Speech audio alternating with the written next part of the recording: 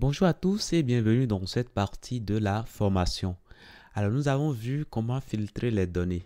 C'est bon. Maintenant, nous allons faire de l'auto-suggestion, hein. On va afficher les données reçues, hein. On va l'afficher pour que l'utilisateur puisse rapidement choisir, hein, la station de son choix. Donc, ce qu'on va faire déjà dans un premier temps, on ira au niveau. Alors, si vous voulez, je vais fermer tout ça, hein, ok? Je ferme tout ça. Et ce que je vais faire, nous allons créer la partie, hein, qui va afficher, hein, l'autosuggestion. Donc, on va le mettre peut-être, allez, si vous voulez, on peut le mettre ici, hein, ok? À l'intérieur là. Donc, on va créer un élément qui aura pour classe autocomplete. Autocomplete. Autocomplete, voilà, station. Voilà. Et donc, à l'intérieur ici, qu'est-ce que nous allons faire? Alors, ce sera bien de mettre suggestion station, ok? Ou plutôt search bar. Puis ça, c'est lié au search bar. Donc, search bar autocomplete. Ou plutôt suggestion. Voilà, ce sera mieux comme ça. Comme ça, ici, qu'est-ce qu'on va mettre ici à l'intérieur? On aura les items, hein. Donc, chaque item va afficher tout simplement une information donnée. Donc, je mettrai ici suggestion item. Item. Donc là, c'est bon. Alors, je vais mettre ici, je vais mettre, allez, suggestion. Ok, on va simplement dupliquer un peu tout ça. Et là, c'est bon. Alors, nous, on ne veut pas que l'élément s'affiche, hein, dans le flux normal. Donc, on va le retirer. Donc, je vais mettre ici, pour l'instant, si nous venons ici, voilà l'affichage qu'on a. L'élément vient se mettre là, hein. Donc, du coup, on va le retirer avec absolute. Et ça ira se positionner par rapport à son parent qui est positionné, c'est-à-dire cet élément-là. OK? Cet input-là, enfin, cette balise ici. Puisque cette balise-là est positionnée. Voilà. Donc, on va commencer par travailler sur la boîte.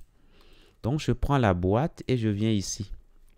Donc là, on va faire un peu de CSS, hein, avant de continuer en JavaScript. Donc, search bar, je mets ici suggestion ou bien search bar suggestion.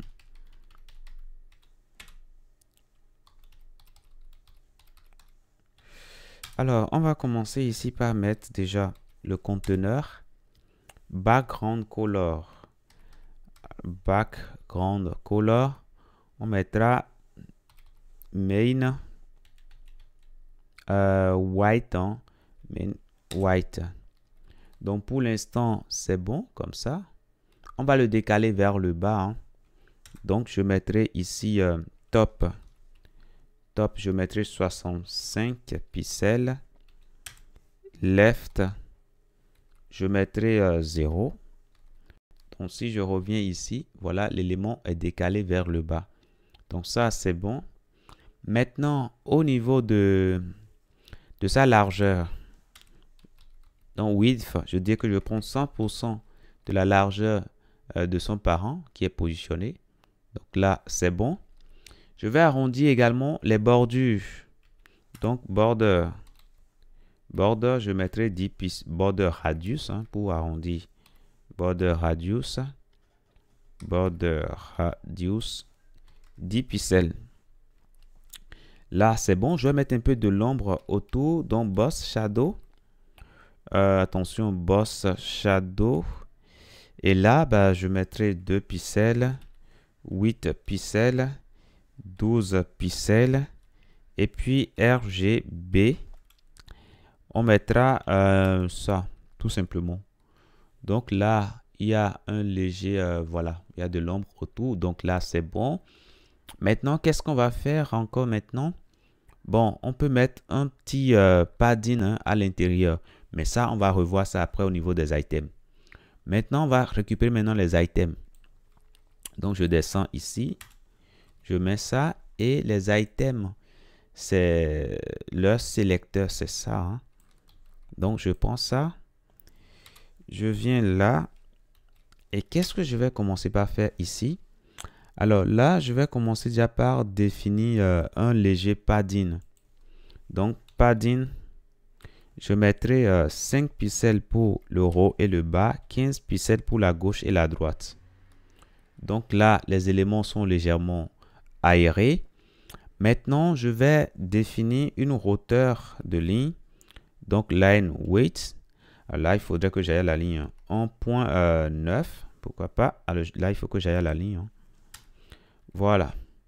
Donc là, c'est bon. Les éléments sont bien écartés. Après ça, maintenant, je vais également définir des couleurs de bottom. Donc, border bottom, 0.1 pixel, solide, et puis, allez, like gray. Like gray.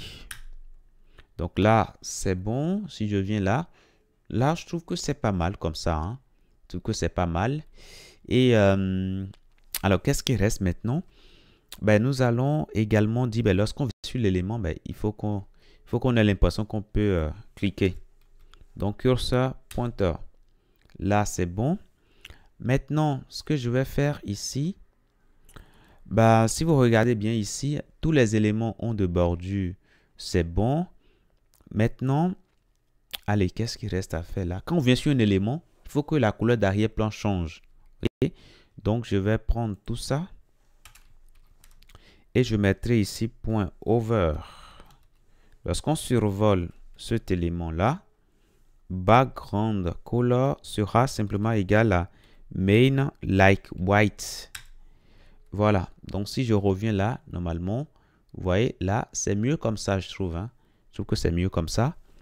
Et là, c'est bon. Hein. C'est tout ce qu'il nous faut. Hein. Maintenant, après, maintenant, on va regarder et afficher les résultats ici à l'intérieur. Donc, par défaut, on ne va pas afficher, on ne va pas afficher la boîte. Hein. Donc, du coup, ici, display, je mettrai unknown. Voilà, tout simplement. Donc, par défaut, ça ne va pas s'afficher. Donc, ce qui veut dire, alors j'ai mis known là-bas, mais ça revient au même de définir la classe known ici. C'est ce que je vais préférer. Parce que après, j'aurai plus de facilité à manipuler mon élément en JavaScript. OK? Donc, je l'enlève ici. Hein, je l'enlève carrément. Et donc là, c'est bon. Maintenant, le but, si vous voulez, c'est de dire, lorsqu'on commence par taper du contenu, les données filtrées, on va les afficher ici, juste en dessous. Ce qui revient alors d'une part à afficher la boîte rapidement et à afficher au niveau de chaque item, au lieu d'afficher du texte brut comme ça, mais ce sera désormais tout simplement les informations sur la station. OK? Donc ça, je pense que vous pouvez le faire. Hein, ou bien. Donc, je vous laisse cela en exercice tout de suite là. Vous l'essayez et on se retrouve juste après pour corriger. Alors, ce n'est pas du tout difficile hein, parce qu'on a déjà vu comment filtrer les données, n'est-ce pas? Ça, c'est bon.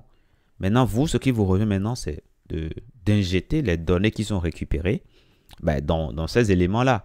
Suggestion, OK? Voilà. Donc, ce que je vais faire ici, si vous voulez, je peux commenter tout ça, hein, puisque désormais, c'est en JavaScript hein, qu'on va produire l'affichage. Donc, du coup, ça, je mets ça en commentaire, hein, tout simplement. Voilà. Donc, je vous laisse créer l'autosuggestion. On se retrouve tout juste après pour corriger. Je vous dis merci et à tout de suite.